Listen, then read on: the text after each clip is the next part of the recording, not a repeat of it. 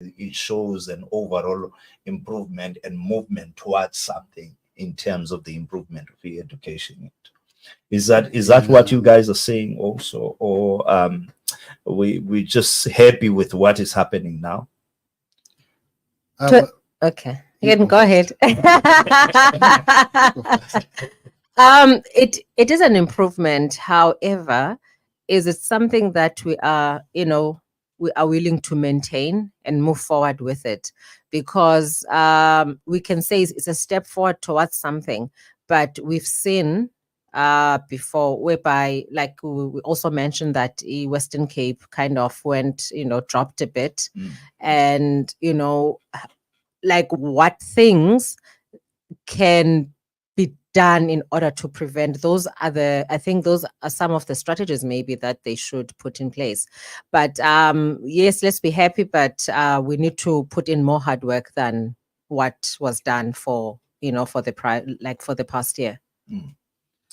Look overall, on the current criteria, the improvements generally all around. Yeah. I think for most of those that would be called the detractors of this improvement narrative is an argument that says it is so because what we are calling pass is too low. So there's that counter argument that says, look, so for example, how many of these passes are bachelor passes? Yeah. And considering that of the bachelor passes, so many of the bachelor passes would not qualify for many of the degree programs, for example, that are on offer, even though they're bachelor passes. So it becomes a challenge, because the idea is, what does it mean? What does it avail? Yeah. Because at the end of the day, that's the most important thing. What does it translate? If we say to this child, to this student, you have passed, what therefore is in store for them, having been given the label pass? Yes. Because I think the downside is that of having thousands and sometimes hundreds of thousands of them with the label pass, who now have the impression that, but this country has got nothing for us. For me, my eyes always are cast towards that. That number one, the number of matrics who've got bachelor passes, even if all of them qualify to get into degree programs, there are not enough spaces in degree programs in this country, at least in higher education, for them to fit in. I mean, in public higher education, for them to fit into, which is, to my mind, almost a crisis. Then the other side of the negative narrative is, but don't forget that these that you are counting are only a small proportion of those that started with them in grade 1. The attrition rate through the basic education years is still very worrying. Yes, because you've got to look at it much more holistically, which is why they start with some of those tests, like the reading test at grade 4 and all that sort of thing, to see whether they can have interventions to be able to retain more in the system that actually make it to, because we now know that going past matric is a very significant changer of the prospects of a person, of a young person in their lives, And so if you're losing a lot of them before matric, it's a cause to worry. Of course, it's a damper to be talking about this when we are more focused on saying well done to the ones that have actually come through. But it is an integral part of the narrative.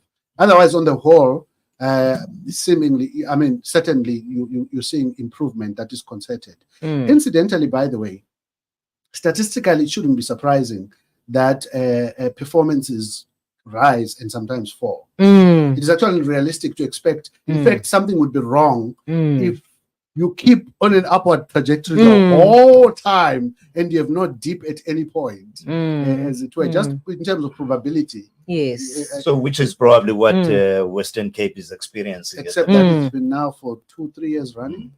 Ever since the time when Free State started Yeah. moved up. Yes. Because it used to be Gauteng and Western Yeah. Cape. all the Yes, time. all Yeah. the time. Yes. And then it became Gauteng and Free State, you know, and KZN also came up. I mean, I think it's also very great for KZN considering the circumstances in KZN Yes. with the flooding and all of those things.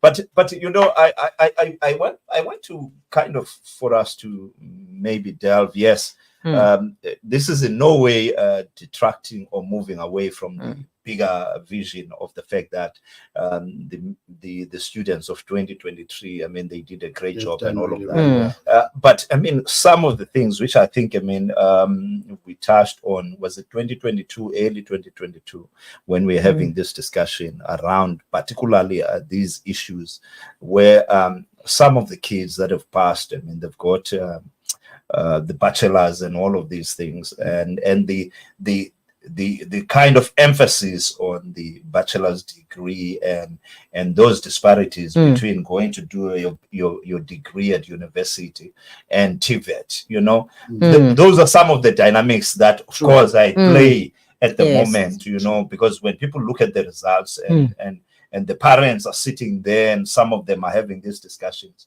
without full knowledge of what it means in terms of having this bachelor's degree and how it then translates into this child now being rejected at university, whereas they have this bachelor's pass. So how do we then maybe make that you kind of known that those are some of the things that we need to dig deep into as the department? I mean, can the department do something along those lines, in terms of actually, you know, finding a way of making parents understand, because you're going to be faced with that. All the university are going to be faced with that, because the bachelor automatically for them means that I'm going to university. Yeah. And that's what we've created. Well, that's the perception that means I should be taken for a bachelor's degree. Yes. What are you talking about? Exactly. Yeah. So how do we kind of, you know, get into those? So it seems like there's an obvious disjuncture. So number one, many of our bachelor's degrees are still created for those, are still structured very much for those that are inclined towards an academic career, an academic pathway, you know. And in the nature of things, you actually don't need very many of those for a country's developmental needs, which is why I think your point about TVETs is actually very important. And it seems like for some reason, the country is not getting to a point where, in fact, in other words, we must have the majority of our post-secondary students being in TVETs than in traditional universities. You know. But it looks like that picture is still not. It's still it's like it's a downgrade if you go to a TVET. Which is the other side of it, that people think somehow it's drilled into our heads that technical and vocational pathways are somehow inferior to sort of traditional academic degrees. Which it isn't actually. It was. But now, is that the failure by the Department of Higher Education to, how do I put it, to market it as an equivalent of a normal? And incidentally, those particular qualifications have got more of global appeal than many of the degree programs. I mean, fitters and tanners and welders and boiler makers and, you know, their skills are wholly transferable to any jurisdiction anywhere in the world, you know, in many of the instances, you know.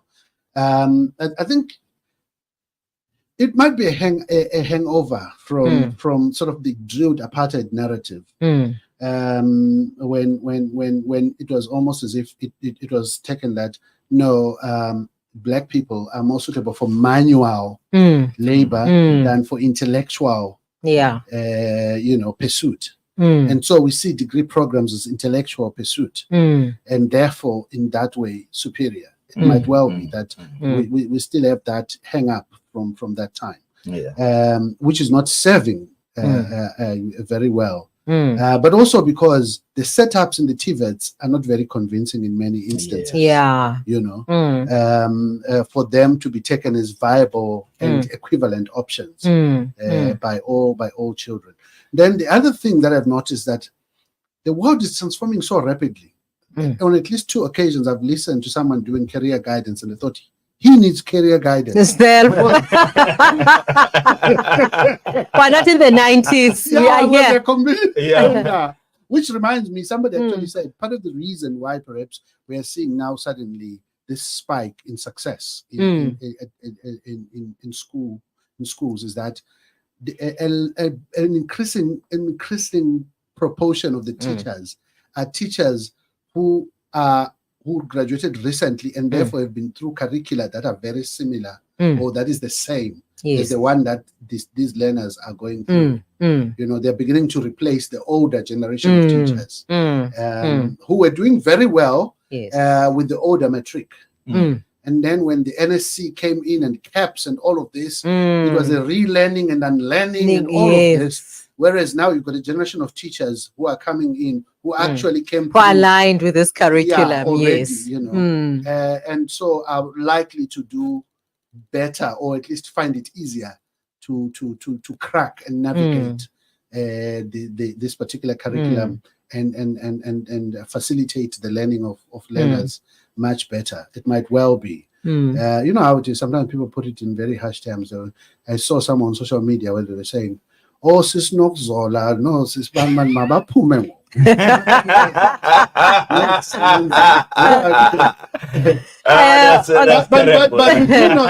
But we do know that there's an ageism thing. Of course, there'll always be, yes. Across the board, you know, in politics. Everywhere. But basically the underlying theme behind that is you are out of touch. That's the idea, that the argument that's often made. So a lot is being done, but I think that undermines a lot of the mentorship elements that the older generation of teachers and principals and headmasters bring to the younger teachers who come into this space.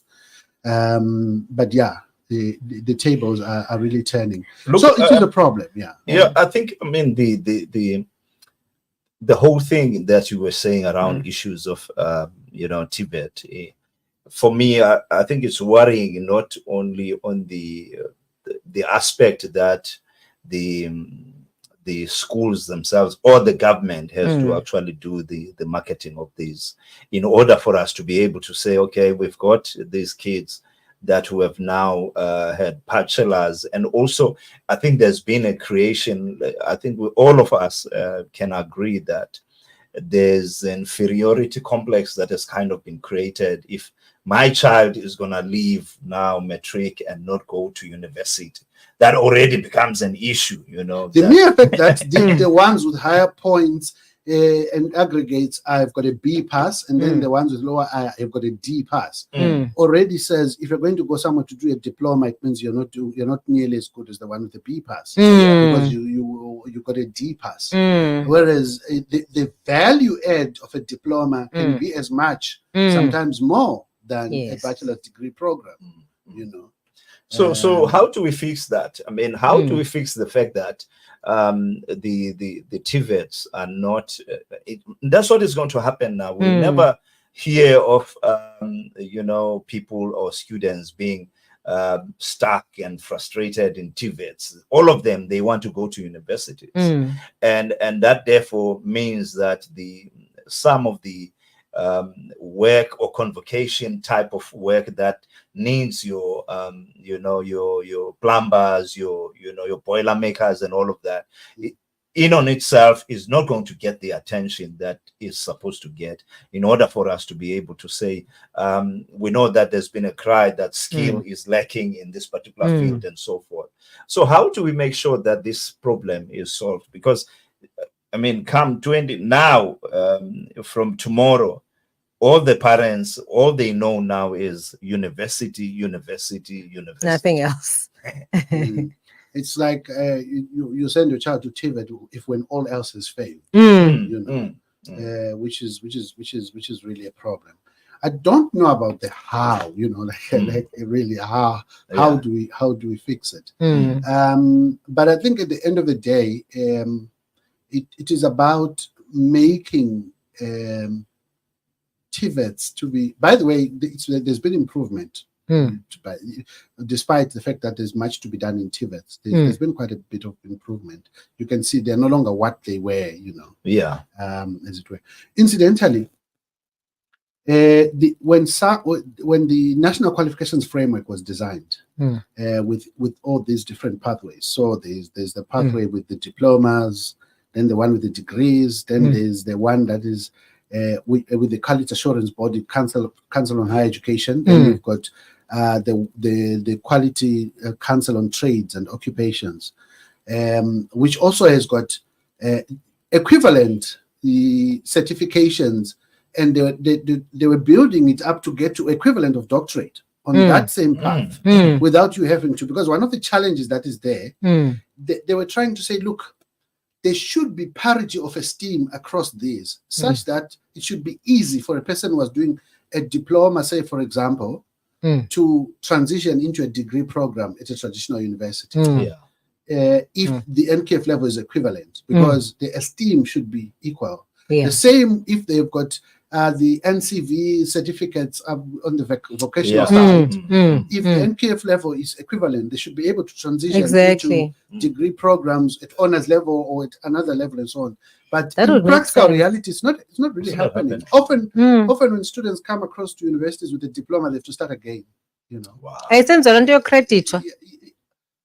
Getting credits is what becomes difficult. That acceptance that this is equivalent to what is being done here in a degree program. In many instances, it doesn't happen. It doesn't happen practically that way. And I think it's just part of it's almost like a kind of prejudice. Yes. No, it is. It is.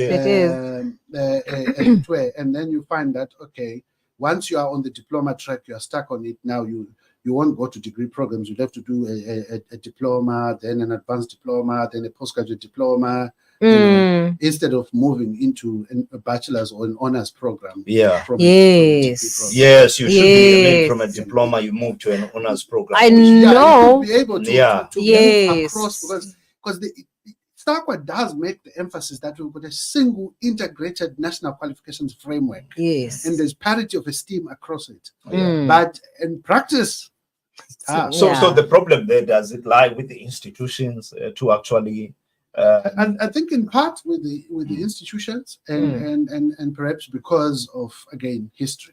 And also then the enforceability of that from SAQA's point of view. I mean, why are they not? Well, the thing is, I think institutions generally enjoy a lot of autonomy in terms of, because what often happens is this, because of you want to protect this academic integrity and autonomy of institutions, often national policies set minimum standards upon which institutions cannot go below, but can certainly go above. In the same way that happens even within a university itself, you can say in this university, this is our minimum criteria for admissions into degree programs. And then actuarial sciences says, okay, but the minimum is too low for actuarial sciences. That's the kind of thing that then happens. Yes. So, but I mean, that then for me means that problem is not going to be solved anytime soon. If we are not going to zoom into it correctly. I mean, and I think if we agree, I mean, we look at the circumstances under which now even the guys who are custodians of the higher education, that at the moment, I mean, there's issues around NSFAS and all of those things. And them actually looking at some of the other aspects, because if this part is not running smoothly, how do you then move on to other sort of things that, like what we are talking about, in making sure that some of these, at least the standards, are enforced? But of course, part of what you are saying is, which I think I agree with, is that you are allowed to, this is a minimum standard, but beyond that, you can go and do whatever you want to do. You know, you can move upwards and do whatever crazy things you want to do. But you can't lower. which So- I think, I mean, Makes is sense. yeah, But I think where your point really is important is that if you've got principles, the principles should apply. yeah, Mm. yeah. So yeah. if there is, like I said, this principle of parity of esteem, Yes, Mm. should apply Mm. across. It should apply Yeah. across. I mean, You know. irrespective of what institution you say to them, look, the institutions are allowed to actually be autonomous, and but Mm. these are the standards and the Yes. principles that are actually moving. So part of what you do then, over and above, we are happy with what you do, but Yeah. you cannot deviate from these These basics. Yeah. basics. Precisely. So there is that. But in any case, the real issue is that there are not enough opportunities. Mm. So institutions can turn away Mm. students because they're Because full they- anyway, Mm. Yeah.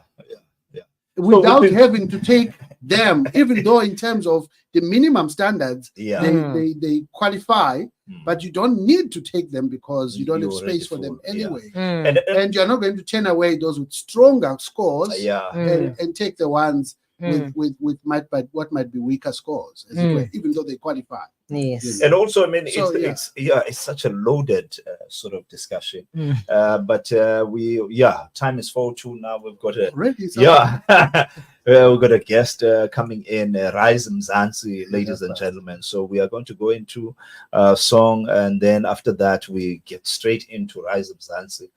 So that we hear how the the launch of the manifesto went yesterday.